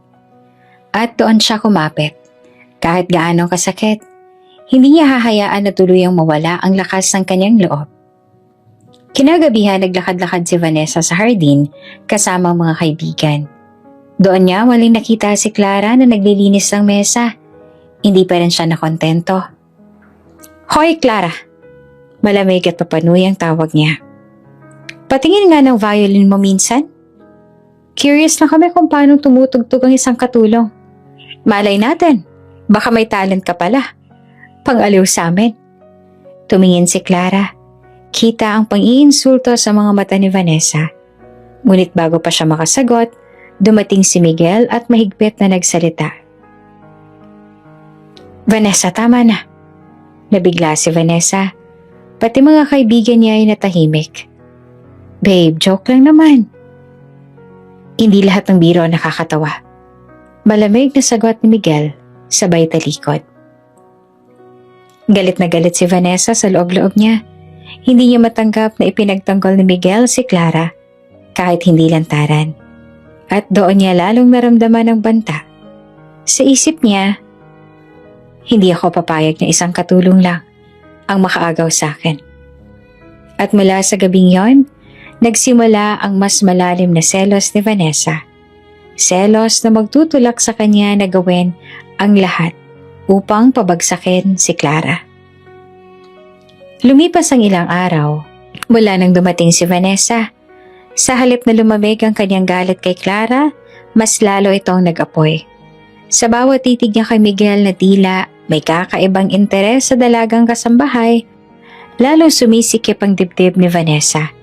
Hindi siya papayag na mayroong kahit anong hadlang sa kanilang relasyon, lalo na't isang katulong lang si Clara. Isang gabi, nagdaos ang maliit na salo-salo si Don Armando para sa mga kasosyo sa negosyo.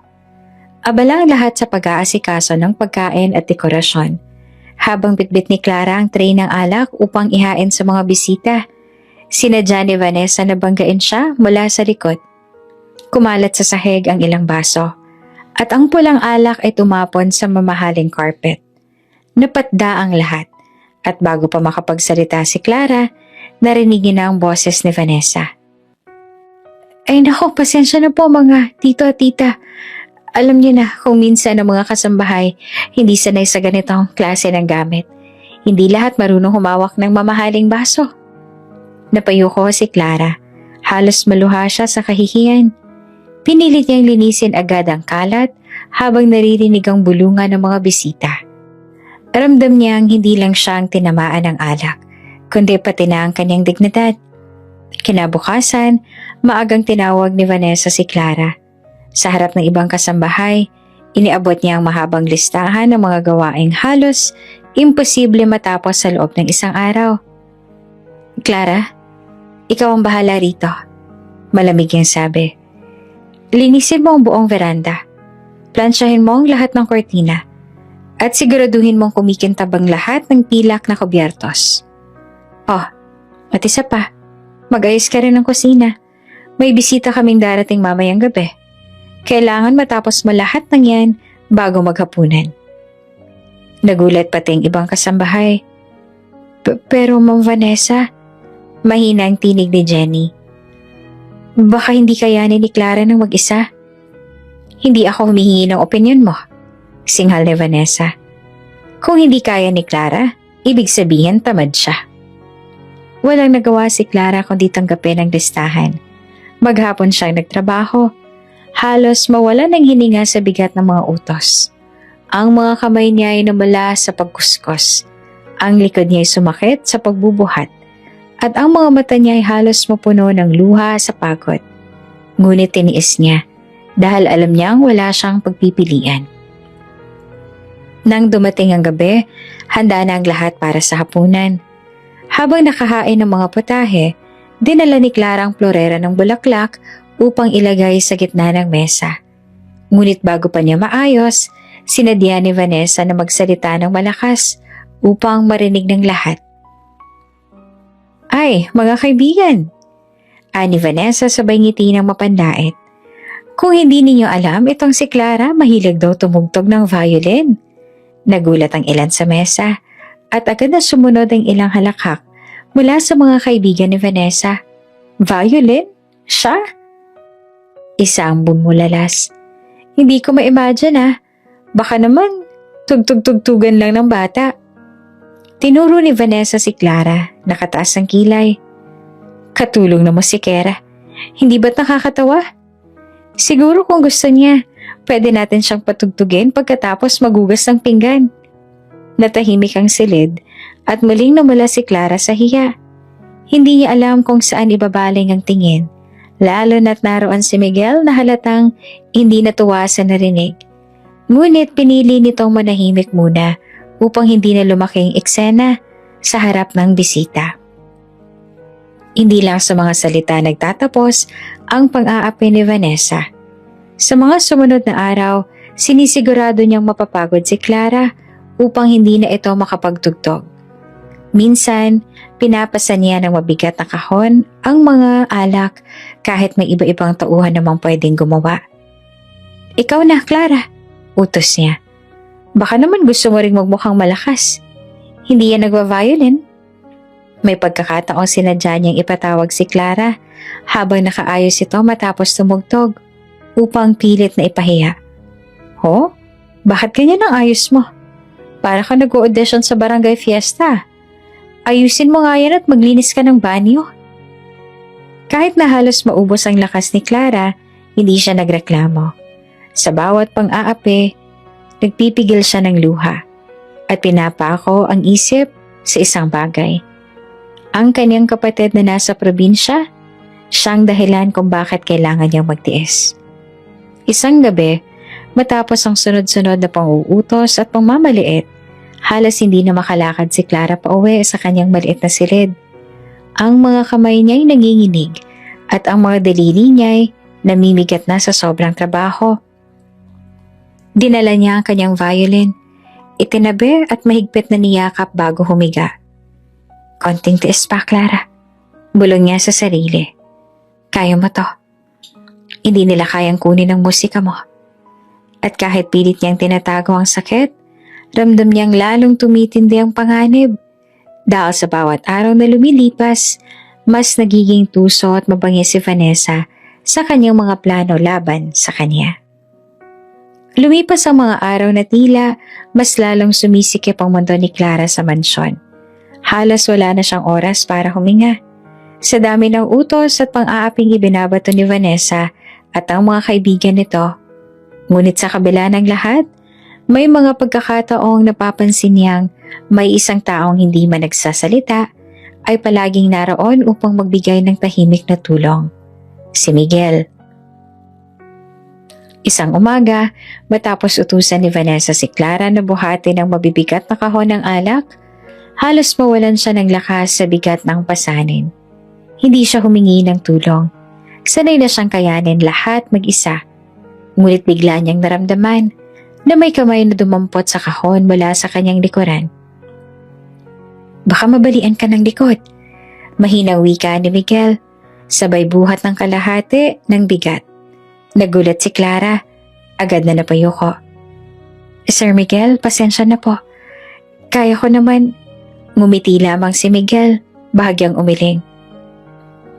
Hindi lahat kailangan tiisin ng mag-isa. Mabilis siyang umalis bago pa sila makita ng iba. Ngunit naiwan kay Clara ang init ng kanyang mga salita. Parang munting apoy na muling nagbigay lakas sa kanyang dibdib. Hindi lamang iyon ang pagkakataon. Kapag nasa hapagkainan at sinasadyang insultuhin ni Vanessa si Clara, mapapansin ni Clara na tila binabago ni Miguel ang usapan o biglang hihiling ng iba pang bagay upang mailihis ang atensyon ng mga tao. Minsan, nang biruin ng isa sa barkada ni Vanessa na baka pwedeng patugtugin si Clara sa sala para aliwin sila, agad na sumabat si Miguel. Hindi siya aliwan. Kung gusto niyo makarinig ng musika, pumunta kayo sa teatro. Natahimik ang lahat at bagamat ngumisi si Vanessa na parang walang epekto, alam ni Clara kung sino ang lumambot ng tama sa sitwasyon. Habang abala si Clara sa kanyang mga gawain, ramdam niyang minsan ay may mga matang nakatingin sa kanya. Hindi mapanlait, kundi puno ng pag-aalala.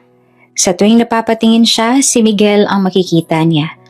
Nakamasid mula sa malayo at agad ding iiwas ang tingin na para bang ayaw maglantad ang damdamin. Sa bawat tugtog niya ng violin tuwing madaling araw, alam niyang minsan ay may mga tagapakinig siyang lihim. Hindi niya nakikita, ngunit ramdam niya. At ang pakiramdam na iyon ay kakaiba. Parang ang kanyang musika ay may nakaririnig na higit na nakakaunawa. Isang gabi matapos si Clara sa trabaho, naupo siya sa bangkong bato sa hardin at tumugtog muli. Ang kaniyang awit ay puno ng pagod. Ngunit may halong pag-asa. Habang nakapikit, naramdaman niya ang presensya sa paligid. At nang dumilat, nakita niya si Miguel na nakatayo malapit. Tahimik na nakikinig. Hindi siya nagsalita. Hindi rin lumapit. Ngunit sapat na ang titig na yon upang magdulot ng init sa dibdib ni Clara. Ang kanyang mga daliri ay mas naging maingat, mas naging puno ng damdamin. At sa bawat nota na pinakawalan niya, ramdam niyang may koneksyong unti-unting humahabi sa pagitan nila. Isang koneksyong hindi kailangang banggitin ng salita. Nang matapos ang kanyang tugtog, ngumiti si Miguel. Clara, huwag mong isipin na walang halagang ginagawa mo. Ang musika mo, may kapangyarihan. Nabigla si Clara, hindi makatingin ng diretso.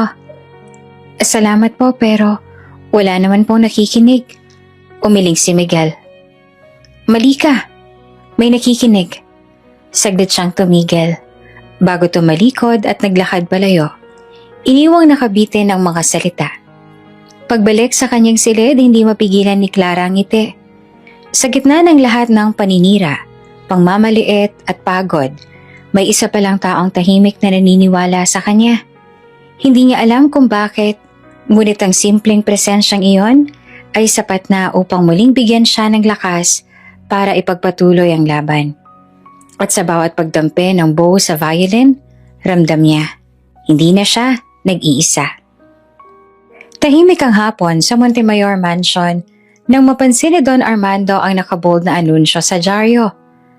National Violin Competition, bukas para sa lahat ng kabataan. Habang binabasa niya, naalala niya agad ang mga gabing lihim niyang narinig, si Clara sa hardin. Hindi ito aksidente. Para sa kanya, malinaw ang sagot. Nararapat na makita ng mundo ang talento ng dalaga. Tinawag niya si Clara. Nanginginig ang kamay ng dalaga nang makita ang dyaryo. Ako po? Don, hindi po ako bagay doon. Katulong lang po ako. Ngumiti si Don Armando, ngunit seryoso ang tinig. Clara, ang musika ay para sa lahat. Ang tugtog mo, higit pa sa iniisip mo. Huwag mong hayaang manatili itong nakakulong dito sa loob ng bakuran. Hindi nakasagot si Clara, ngunit kumirot ang dibdib niya. Naaalala niya ang mga halakak ni Vanessa at ng barkada nito. Ang tawanan, ang pagmamaliit. At ngayon, may nagsasabing kaya niya. Para siyang hinahati ng takot at ng kakaibang pag-asa. Kinagabihan dumaan si Jenny sa maliit na silid ng mga kasambahay at nakita si Clara na nakatulala sa kanyang violin. Clara, wika ni Jenny. Ito na yung pagkakataon. Lagi kong sinasabi diba na wag mong ikubli ang talento mo. Hindi lahat ng araw ay may ganitong pintuan. Jenny, paano kung pagtawanan lang nila ako? Luma ng violin ko.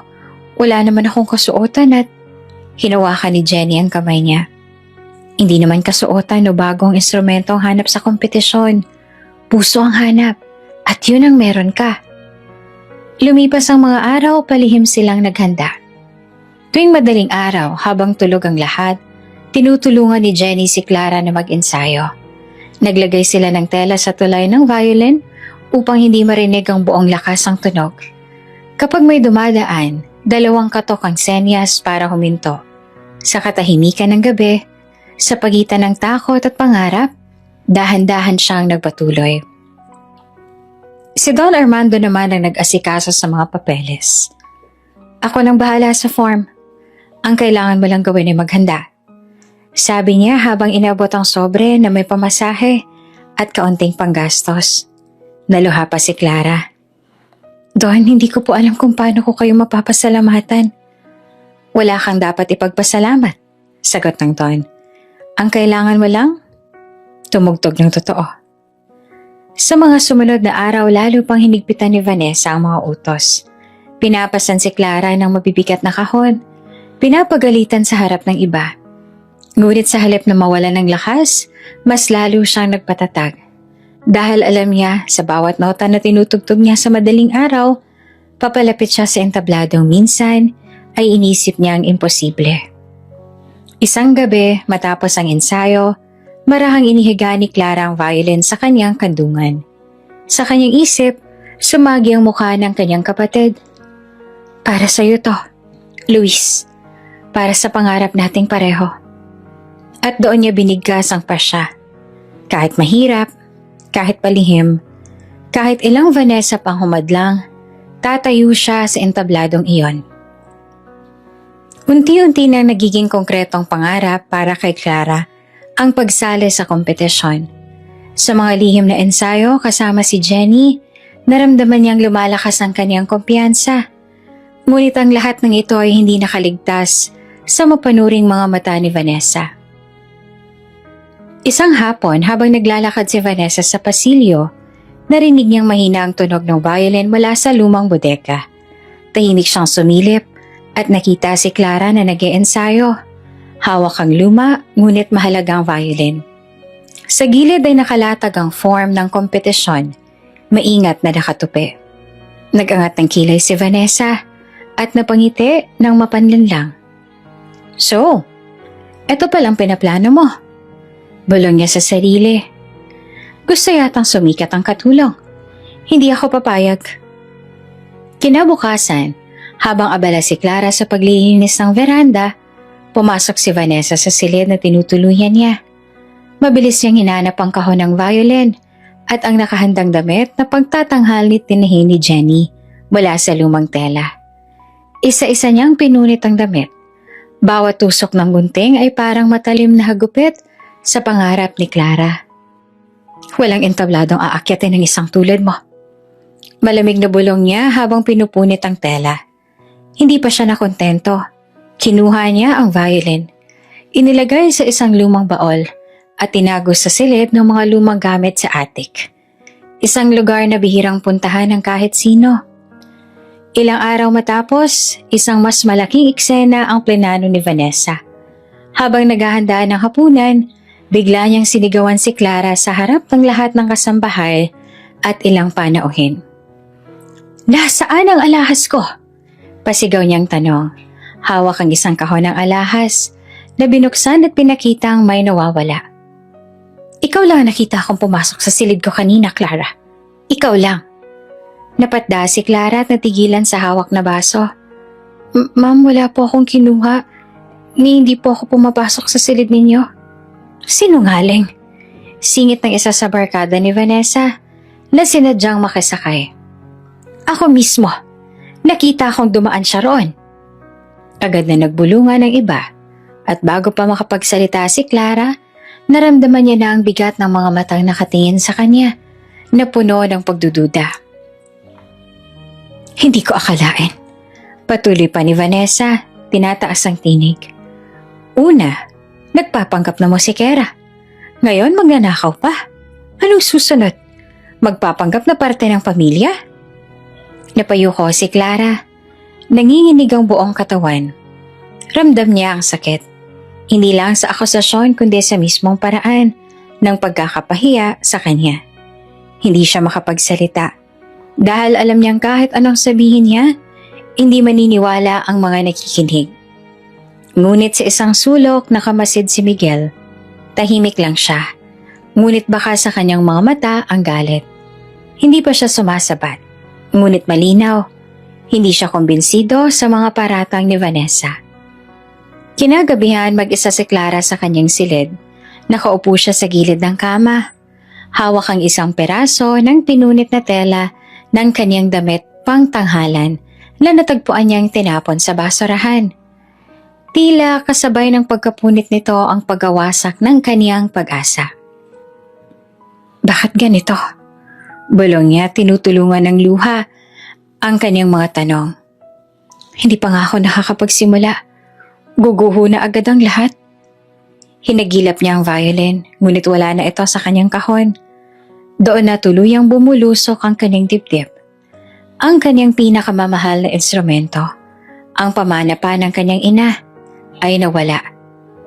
Ngunit sa kabila ng lahat ng ito, naaalala niya ang mga salitang iniwan sa kanya ni Don Armando at Miguel. Huwag mong ikulong ang talento mo. Ang musika ay para sa lahat. At ang malamig na tinig ni Miguel, hindi lahat kailangang tiising mag-isa. Pinunasan niya ang kanyang mga luha. Kahit wala na siyang damit. Kahit nawala ang violin. Hindi niya hahayaang tuluyang maagaw ang pangarap. Kahit halos mawalan siya ng lakas, may natitira pa rin na isang pagnanais na hindi kayang patayin ng kasinungalingan. Magdamag na hindi nakatulog si Clara. Nakasubsob siya sa kanyang kama. Umiiyak na parang wala nang bukas. Sa kanyang tabi, nakakalat ang mga peraso ng pinunit na tela na sana'y gagamitin niyang kasuotan para sa kompetisyon. Ang kanyang violin ng pinakamamahal niyang alaala ng ina ay nawala rin. Tinago ni Vanessa nang hindi niya alam kung saan. Wala na. Bulong niya at halos wala ng lakas ang boses. Paano pa ako lalaban? Ano pang magagawa ko? Kinabukasan, halos hindi na makatayo si Clara. Habang tinatahak niya ang pasilyo ng mansyon, ramdam ng lahat ang bigat ng kanyang katawan. Namumugto ang kanyang mga mata at ang dating liwanag sa kanyang mukha ay napalitan ng lungkot. Kahit si Jenny na pilit niyang kinukumbinsin na huwag sumuko, ay hindi alam kung paano siyang palalakasin. Clara, pakinggan mo ko, bulong ni Jenny sa kusina. Hindi matatapos dito ang lahat. May ibang paraan. Hindi pwedeng tapusin ni Vanessa ang pangarap mo. Umiling si Clara, halos hindi na makahinga. Jenny, kahit anong gawin ko, wala na. Pinunit ng damit. Nawala pang violin. Ano pang ilalaban ko? Baka ito na talagang kapalaran ko na manatili na lang dito habang buhay na katulong. Ngunit nang sambitin niya ang mga salitang yon, bigla siyang natahimik. Sa kanyang alaala, bumalik ang larawan ng kanyang kapatid, si Luis, ang batang palaging umaasa sa kanya. Ang mga mata nitong laging puno ng pag-asa, kahit mahina ang katawan. Naramdaman ni Clara ang paghapde ng dibdib. Naalala niya ang mga sulat ng kanyang tiyahin tungkol kay Luis. Ang mga pangakong binitawan niya sa sarili. Gagawin ko ang lahat para sa'yo. Hindi kita pababayaan. Kung susuko siya ngayon, anong mangyayari kay Luis? Paano niya maibibigay ang gamot? Ang kinabukasan, ang buhay na matagal nang ipinaglalaban ng kapatid niya. Hindi. Mahina niyang bulong. Hindi ako pwedeng sumuko. Hindi ngayon. Pumikit si Clara at bumalik din sa kanyang alaala ang imahe ng kanyang ina. Nakangiti habang tinuturo siya noon kung paano humawak ng bow, kung paanong pakinggan ang tibok ng puso sa bawat tugtog. Clara, wika ng kanyang ina noon. Ang musika ay hindi lang para marinig. Ito'y para madama. At hanggat tumutugtog ka mula sa puso, hindi ka kailanman magiging talunan. Napatakip si Clara ng bibig. Humagulhol ng mahina. Ngunit kasabay nito'y nagising ang isang alab na matagal nang pinipilit patayin ng pang-aapi. At higit sa lahat, muling sumagi sa kanyang alaala ang gabing muntik na siyang maligaw sa kagubatan noong bata pa siya. Naaalala niya ang batang lalaki na nag-abot ng kamay sa kanya, na siyang naging dahilan para makalabas siya sa dilim. Isang batang may mata ng tapang at kabutihan. Ngayon, habang nakikita niya si Miguel, hindi niya maipaliwanag kung bakit palagi niyang nararamdaman ang parehong init, ang parehong tingin. Hindi pa niya alam ang buong katotohanan, ngunit sa kanyang puso, sigurado siya. Si Miguel ang batang iyon. Kinabukasan ng madaling araw, muling bumangon si Clara. Mabigat pa rin ang kanyang katawan, ngunit may bago ng ningning sa kanyang mga mata. Kinuha niya ang maliit na larawan ng kanyang kapatid mula sa ilalim ng unan. Hinalikan ito at mahigpit na niyakap. Para sa'yo, Luis. Para sa atin. Para kay inay. Hindi ako hihinto. Lumabas siya sa hardin. Kahit wala ng violin sa kanyang mga kamay, tumayo siya sa lumang bangko, tumingala sa langit at pumikit. Sa kanyang isip, tinugtog niya ang lahat ng piyesang natutunan niya. Ang bawat nota ay dumadaloy sa kanyang alaala. Para bang naririnig niya pa rin ang violin sa kanyang dibdib. At sa mga sandaling iyon, naramdaman niya ang panibagong lakas. Hindi mula sa instrumento, kundi mula sa kanyang sariling puso. Nang makita siya ni Jenny, tumakbo ito papalapit. Clara, akala ko sumuko ka na. Ngumiti si Clara. Pinunasan ng sariling luha. Hindi ako susuko, Jenny. Kahit anong gawin nila. Hindi nila kayang kunin ang pangarap ko. Hindi nila kayang kunin ang musika sa puso ko. At sa huling pagkakataon, bago sumapit ang araw ng kompetisyon, bumulong si Clara sa hangin. Para sa kanyang kapatid, para sa kanyang ina, at para sa batang minsan nang nagligtas sa kanya. Babangon ako at tutugtugin ko ang kwento ng aking buhay. Dumating ang araw na pinakahihintay at kinatatakutan ni Clara. Sa Maynila, ginaganap ang National Violin Competition at sa unang pagkakataon, nasa entablado siya na hindi bilang katulong, kundi bilang musikera. Sa likod ng malaking bulwagan habang nag-aayos ang mga kalahok, ramdam ni Clara ang pagkakaiba niya sa lahat. Ang iba ay may mga magagarang gown, may dalang violin na mamahalin, kumikinang pang mga case na parang alahas. Siya naman nakaayos lamang ng simpleng damit na hiniram kay Jenny.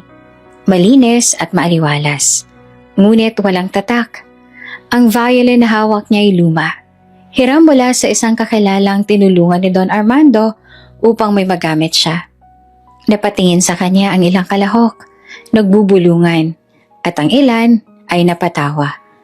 Ngunit sa halip na sumakit muli ang dibdib niya, pinikit niya ang mga mata at naalala ang kanyang kapatid at ina. Hindi ako narito para magmukhang mayaman, bulong niya sa sarili. Narito ako para magpahayag ng musika. Nang magsimula ang kompetisyon, isa-isa nang tinawag ang mga kalahok. Magagarang piyesa ang tinugtog ng bawat isa. Mabilis, komplikado, at puno ng teknikal na husay. Palakpakan ng bawat pagtatapos at lalong sumisidhi ang kaba ni Clara. Nang marinig niya ang kanyang pangalan, tila nanlamig ang kanyang katawan. Hinawakan niya ang violin ng mahigpit at marahang lumakad patungo sa gitna ng entablado. Ang mga ilaw ay tumutok sa kanya at sa unang pagkakataon, ramdam niya ang bigat ng lahat ng matang nakatingin. Tahimik ang paligid. Inilapat niya ang violin sa kanyang balikat, itinapat ang arko at huminga ng malalim. Sa unang dampi ng kwerdas, tila huminto ang oras. Ang unang himig ay malambot, puno ng pangungulila. Parang tinig ng isang batang naghahanap ng yakap ng ina. Habang tumatagal, ang tugtog ay nagiging masigla, mas malalim, mas makapangyarihan. Parang kwento ng isang batang natutong bumangon sa kabila ng lahat ng hirap. Habang tumutugtog, dumaan sa isip niya ang mukha ng kanyang ina. Ang mga gabing tinuruan siya kung paanong pakiramdaman ang bawat nota at ang mga salitang iniwan nito. Ang musika ay hindi lang naririnig, ito'y nadarama. Sa bawat pagdulas ng daliri niya sa fingerboard, sa bawat paghinga kasabay ng bowing, naramdaman niya na parang naroon ang kanyang ina, nakaupo sa unang hanay, nakangiti. Hindi tikmekal ang pinakamalakas kay Clara. Hindi niya kayang tapatan ang bilis ng kamay ng iba o ang kinis ng kanilang mga violin. Ngunit sa bawat nota niyang inilalabas, may kasamang kaluluwa. At iyon ang hindi matutumbasan ng anumang ginto o yaman. Ang mga hukom na unay seryoso at malamig ay unti-unting napapatitig. Ang mga matay na basa. Ang ilang manonood ay napahawak sa dibdib. Ang iba na may pinahid ang mga luha. Natapos ang kanyang tugtog sa isang mahabang nota na tila pagyakap sa lahat ng nakikinig. Walang kumilos sa ilang segundo. Hanggang sa biglang sumabog ang palakpakan. Hindi lang basta palakpak. May halong paghanga. May halong emosyon. May ilan pang napatayo. Nagpupunas ng mata. Hindi naman makapaniwala si Clara. Tumayo siya sa gitna ng entablado. Nakayuko bilang pasasalamat. At sa kanyang dibdib, kumakabog ang puso na parang sasabog. Hindi niya alam, may ilang manonood na nag-video ng kanyang performance at agad itong na-upload sa social media. Sa loob lamang ng ilang oras, kumalat ang kanyang tugtog online.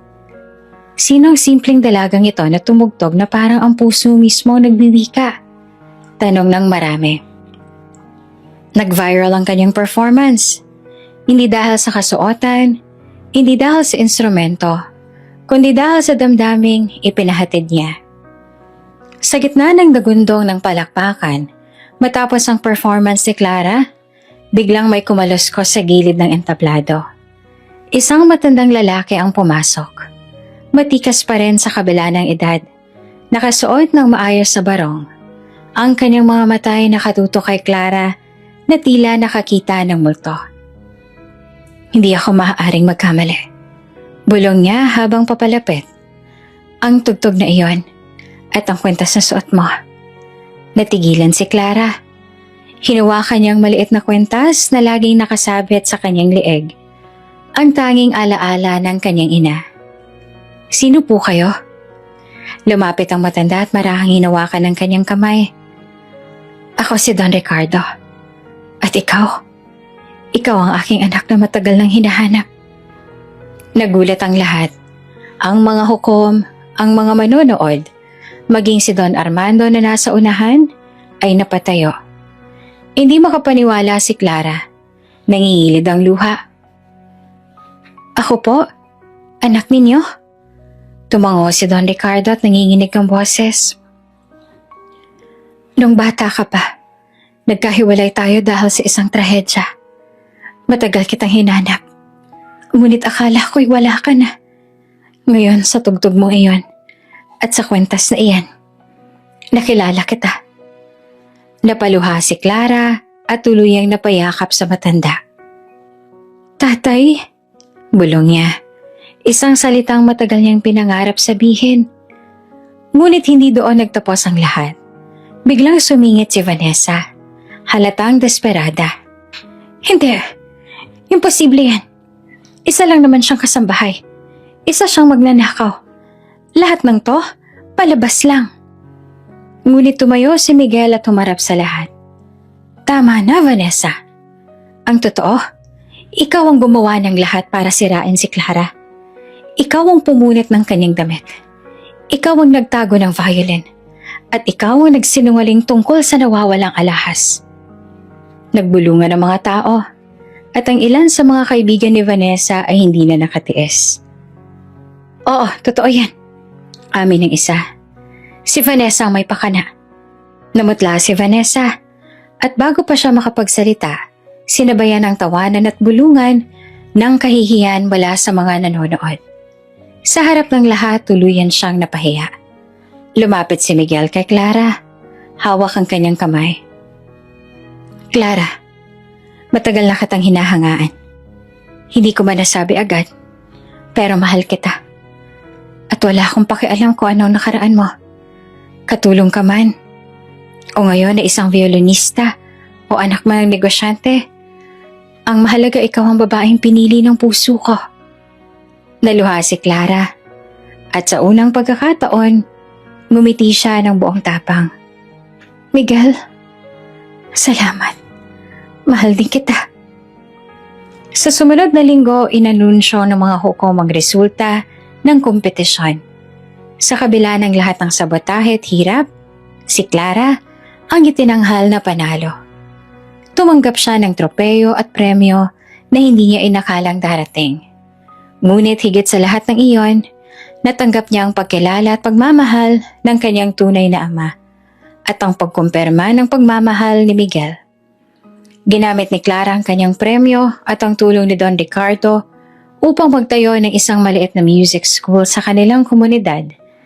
Kasabay nito ay nagbukas din siya ng isang karinderya upang matulungan ang iba pang nangangailangan.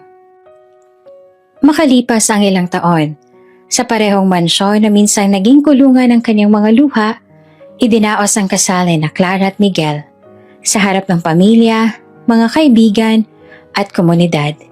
Binigkas nila ang kanilang mga panata. Habang tumutugtog ang orkestra, hindi mapigilan ng lahat ang maluha sa kasiyahan.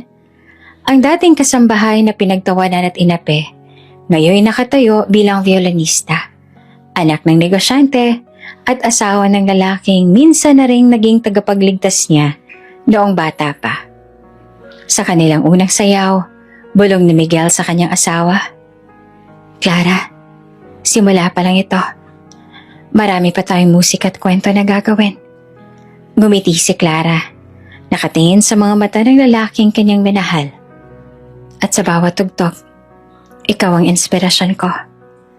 At sa gabing iyon, sa ilalim ng liwanag ng mga kandila at bituin, narinig ng lahat ang musika ng pag-ibig, katotohanan, at tagumpay. Bago ka pa lang sa channel neto, ibang kwento ni Ate Jane, istorya mo, ikwento ko. Huwag kalimutang pindutin ang notification bell at subscribe button.